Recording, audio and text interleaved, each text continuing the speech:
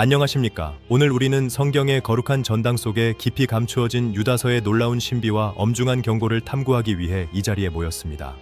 인류 역사상 가장 강렬한 영적 분별력을 요구하는 이 서신은 우리 시대의 혼란 속에서 진정한 믿음의 길을 밝혀주는 등불이 될 것입니다. 여러분은 혹시 자신이 가장 소중하게 여기는 가치가 은밀한 배반으로 인해 훼손되는 순간을 목격하며 가슴 아파하신 적이 있으신가요? 유다서는 바로 그 긴박한 현장을 고발하며 우리에게 거룩한 도를 위하여 힘써 싸울 것을 강력하게 촉구하고 있습니다. 이제 2000년 전 팔레스타인의 척박한 광야와 고대 도시의 흔적 속으로 들어가 사도들의 숨결이 살아 숨쉬는 역사의 현장을 목격하겠습니다. 시청자 여러분 모두가 그 장엄한 진리의 파노라마 속으로 직접 참여하여 영적인 전율을 경험하시길 간절히 소망합니다. 유다서는 신약 성경 27권 중 가장 짧은 서신 중 하나임에도 불구하고 인류 역사상 가장 강렬한 100대 영적 경고문 중 하나로 손꼽힙니다. 이 서신이 가진 신학적 무게감은 그 분량을 압도하며 오늘날까지 수많은 학자들에게 연구의 대상이 되고 있습니다. 유다는 원래 구원의 기쁨에 관해 부드러운 편지를 쓰려 했으나 성령의 강력한 감동으로 인해 진리를 지키기 위한 투쟁을 독려하는 경고장으로 방향을 선회했습니다. 그는 성도들에게 단번에 주신 믿음의 도를 위하여 힘써 싸우라는 지상 명령을 내렸습니다. 저자 유다는 주후 1세기 팔레스타인의 거친 환경 속에서 자라난 인물로 예수의 형제라는 특별한 혈연적 위치에 있었습니다.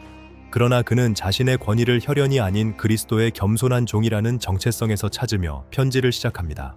당시 초기 기독교 공동체는 로마의 외부적 압박보다 내부로 침투한 잘못된 가르침이라는 더 큰 위기에 직면해 있었습니다. 유다는 이러한 상황을 방치할 경우 공동체의 존립 자체가 흔들릴 수 있다는 사실을 직관적으로 파악하였습니다. 기록된 시점은 대략 주후 65년에서 80년 사이로 추정되며 당시 지중해 연안의 교회들은 영지주의적 초기 형태의 도덕적 해이에 노출되어 있었습니다. 이들은 하나님의 은혜를 육체의 방종으로 바꾸는 교묘한 논리를 전파하고 있었습니다.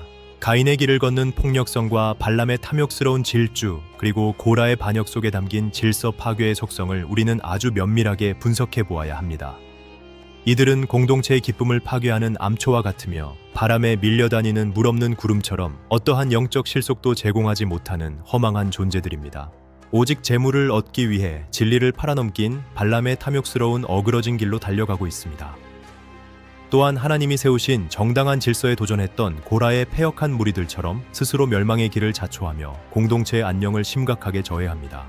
유다는 이들의 허망한 실체를 묘사하기 위해 자연계의 다양한 현상들을 동원하여 손에 잡힐 듯 생생하게 그 비참한 정체성을 폭로하고 있습니다.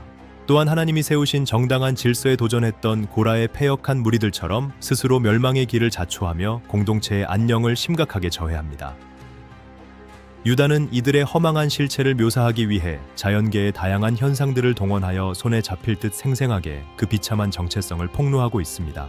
이어지는 천사장 미겔과 마귀의 논쟁 장면은 영적인 세계에서의 권위 존중이 얼마나 중요한 가치인지를 우리에게 다시금 일깨워주는 소중한 교훈입니다.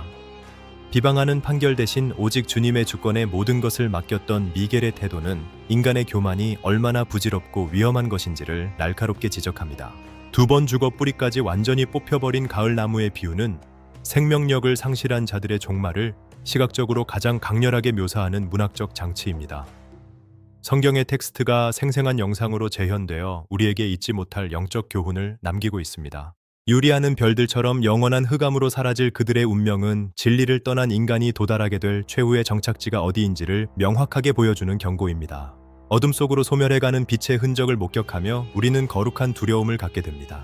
아담의 7대손 에녹이 선포했던 주님의 임재와 심판의 예언은 경건하지 않은 자들의 모든 악행이 하나님의 불꽃 같은 눈동자 앞에서 낱낱이 밝혀질 것입니다.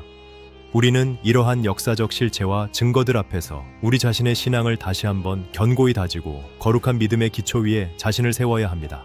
거룩한 믿음의 기초 위에 자신을 견고하게 세우고 성령의 인도하심을 따라 끊임없이 기도하는 것만이 영적 전쟁에서 승리하는 유일한 길입니다. 하나님의 무한하신 사랑의 영역 안에 자신을 철저히 보존하는 삶의 현장을 우리는 보고 있습니다.